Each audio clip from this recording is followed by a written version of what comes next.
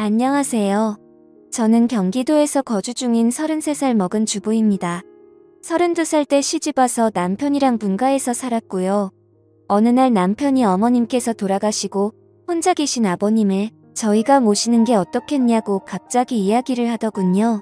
어느 누가 갑자기 저런 말을 하는데 좋다고 할 수 있겠어요. 그 일로 남편이랑 많이 싸웠어요. 위에 형님도 있으신데 왜 우리가 모시냐고. 아주버님은 대기업을 다니고 계셔서 저희보다도 여유롭고 형편이 저희와는 정말 비할 수도 없을 만큼 좋습니다.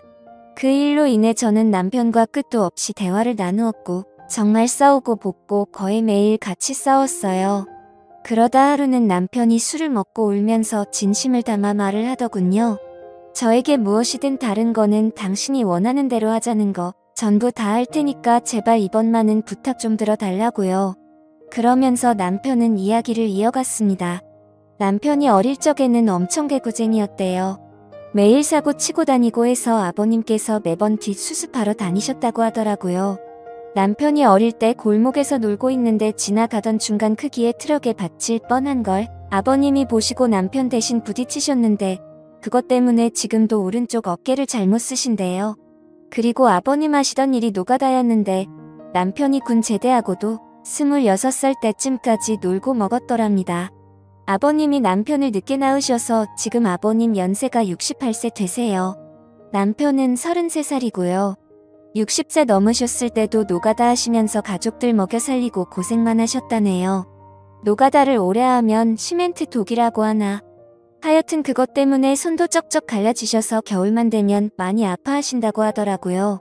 평생 모아 오신 재산으로 마련하셨던 조그만한 집도 아주버님이랑 남편 결혼할 때 집장만 해주신다고 파시고 지금은 월세 내면서 원룸에 들어가서 사신다고 하더라고요. 그런데 어머님까지 돌아가시고 혼자 계신 거 보니 마음이 아파서 눈물이 자주 난다고 하더라고요. 저희가 살림이 넉넉했으면 이런 걱정도 안 할 텐데요. 저는 집에서 살림을 하는 평범한 주부이고 남편은 혼자 직장을 다니는데 일반적인 중소기업을 다니고 이직한 지 얼마 되지 않아 한 달에 세후 150 정도를 벌어옵니다. 그런데 그걸로 아버님께서 오시면 아무래도 반찬도 지금보다는 더 신경을 써야 할 것 같고 여러 가지로 많이 힘들 것 같더라고요. 심지어 그때는 제가 임신을 했어서 아이가 3개월 차인데 모든 부분이 힘겹더라고요. 그럼에도 부유하셨던 형님께서는 절대 아버님을 못 모신다고 강력히 못 박으셨고 아주버님도 그럴 생각이 없다라고 남편이 말을 하더라고요. 저렇게 철벽 방어를 하는데 어떻게 하겠습니까? 그리고 남편이 진심 어린 말들을 저렇게까지 했는데요. 그래서 넉 달 전부터 아버님을 모시기로 하고 저희 집으로 아버님을 모셔왔습니다. 처음에는 아버님께서 오지 않으시려고 자꾸만 거절하시더라고요. 늙은이가 가봐야 집만 되고 눈치 보인다고 하시면서요.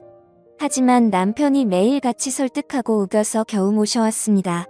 모셔온 첫날부터 여러모로 정말 신경이 쓰이더라고요. 그런데 우리 아버님 매번 반찬 신경 써서 정성껏 차려드리면 그걸 드시면서도 엄청 미안해하시면서 눈치를 보십니다. 가끔씩 고기 반찬이나 맛있는 음식을 해드리면 아버님께서는 드시지 않고 남겨두셨다가 저희 남편이 퇴근하고 돌아오면 남편을 먹이더라고요. 그리고 저 먹으라고 일부러 드시지도 않고요. 거기다가 하루는 장을 보고 집에 왔는데 아버님께서 바닥에 꿇어 앉아서 걸레질을 하고 계시더라고요.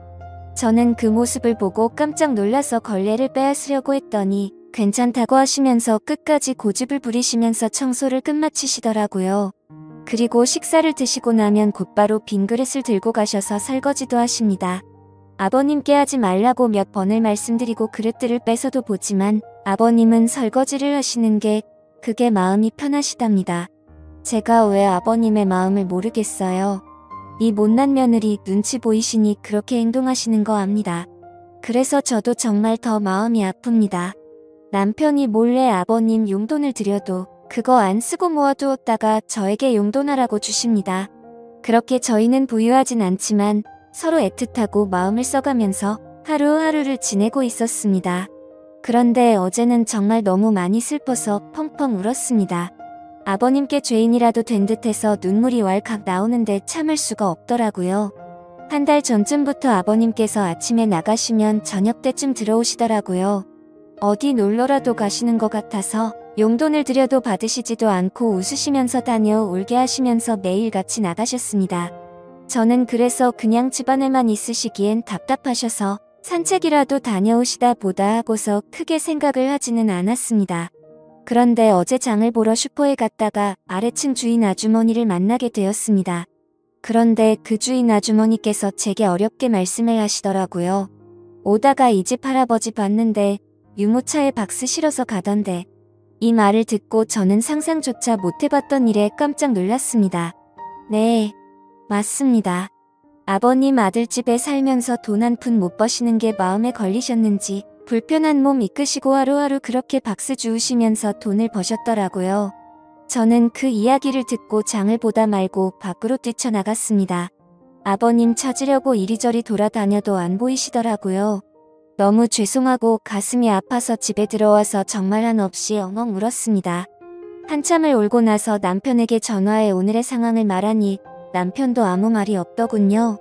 한참의 정적이 흐르고 남편은 일찍 들어간다고 말하고 그렇게 통화를 끊었고 남편은 저녁 5시 조금 넘어서 평소보다 일찍 퇴근하고 들어왔습니다. 남편도 마음이 정말 안 좋은지 표정도 너무 어두웠고 집에 들어오자마자 가방만 내려두고 아버님을 찾으러 나간다고 하곤 바로 집 밖으로 나갔습니다. 제가 정말 바보였고 한심한 며느리였습니다. 그렇게 매일같이 나가셨는데 관심을 가지고 진작 이 사실을 알았어야 했는데 말이죠. 며칠 전부터 아버님께서 저 먹으라고 봉지에 들려주시던 과일과 과자들을 받으면서도 아버님께서 사 오신 것인지 일을 해서 사온 것인가라는 생각도 못했다니 정말 한심스럽습니다. 못난 며느리 눈치 안 보셔도 되는데 그게 불편하셨던지 아들 집 오셔서도 편하게 지내지도 못하시고 매일같이 눈치만 보시다 불편하신 몸 이끌고 그렇게 일을 하고 계셨다니. 친정에 저희 아빠도 고생만 하시다가 돌아가셨는데 돌아가신 아빠 생각도 나고 해서 그렇게 저는 또 다시 한참을 펑펑 울었습니다.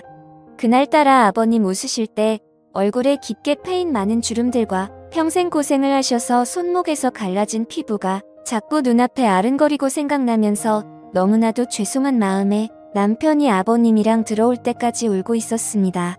남편이 아버님을 찾아 나가고 1시간 정도 좀 넘어서 남편이 아버님을 모시고 집으로 들어오더라고요.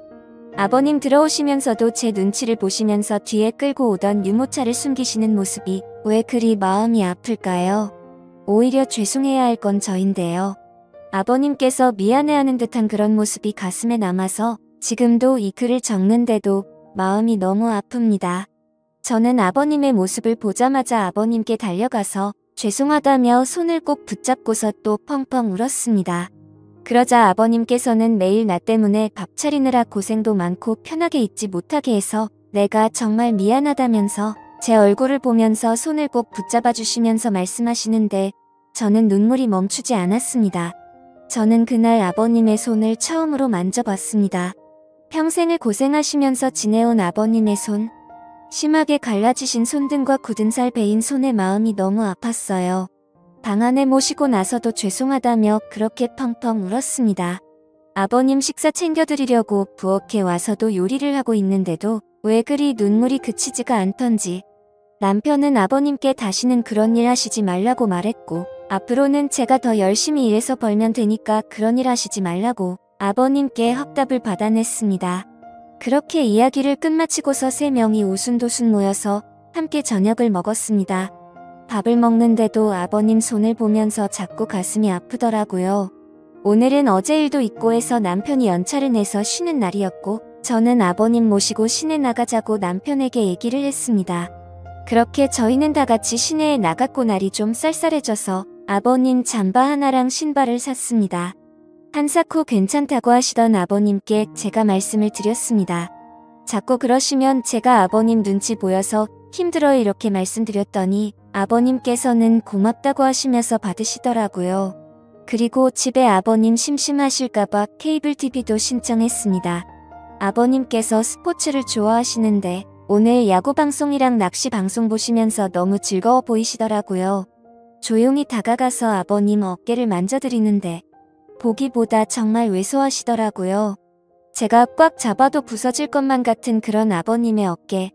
지금까지 고생만 하시고 자식들 뒷바라지 하시느라 평생 헌신하시면서 살아오셨던 아버님의 그런 발자취들이 느껴지면서 저는 또 마음이 아파왔네요. 남편한테 말했어요. 저 평생 아버님 정말 친아버지처럼 생각하고 모신다고요. 비록 지금은 아버님께서 불편해하시지만 언젠가는 친딸처럼 생각하시면서 대해주실 때까지 정말 잘할 거라고요. 마지막으로 아버님, 앞으로는 제 눈치 안 보셔도 돼요. 제가 그렇게 나쁜 며느리 아니잖아요. 아버님의 힘드신 희생이 없으셨다면 지금의 남편도 없잖아요. 그랬다면 지금의 저와 뱃속에 사랑스러운 손자도 없을 거예요. 저 아버님 싫어하지 않고 정말 사랑해요. 아버님. 그러니 항상 건강하시고 오래오래 사셔야 돼요. 그리고 2번 다시 그렇게 일 안 하셔도 돼요. 저 허리띠 쫄라매고 알뜰하게 살게요.